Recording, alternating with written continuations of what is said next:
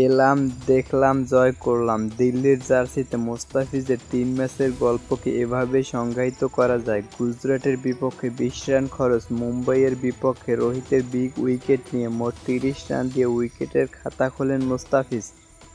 পরে পাঞ্জাবের বিপক্ষে বাকি বোলাররা যেখানে রানের বন্যা দিয়ে এসেছেন, সেখানে মোস্তাফিজ ছিলেন ব্যতিক্রম। মাত্র ৩৩ রান দিয়ে মূল্যবান ৩টি উইকেট নিয়ে ২০২৫ আইপিএলে নাটকীয় সমাপ্তি ঘটে মোস্তাফিজের উপর। ঠিক দিল্লি যতটা আশা করছে তার পুরোটাই দিলেন শোভে। সাথে আইপিএলে সাকিবের রেকর্ডটা ভেঙে দেন এই বামহাতি বোলার।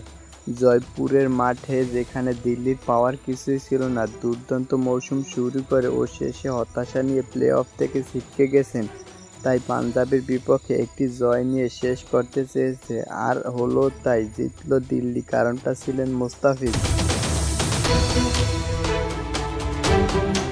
এই ম্যাচে ৩টি উইকেট নিয়ে একজন বাংলাদেশি হয়ে আইপিএলের সর্বোচ্চ উইকেটের মালিক এখন কাটার মাস্টার মোস্তাফিজ। এতদিন ছিলেন সাকিব। ৯ মৌসুমে ৭০ ইনিংসে ৬৩টি উইকেট নেন। অন্যদিকে মোস্তাফিজ মাত্র ৬০ ম্যাচে ৬৫টি উইকেট নিয়ে রেকর্ড করে নেন নিজের নামে।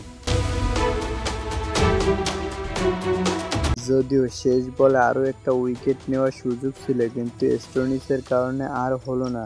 ২০২৫ আইপিএলটা দিল্লি ও লোকেশ রাহুলের জন্য হতাশার গল্প হয়েই রইল। ব্যাট হাতে টানা আরও একটি লম্বা সংগ্রহ এবং কীর্তি করা হলো না।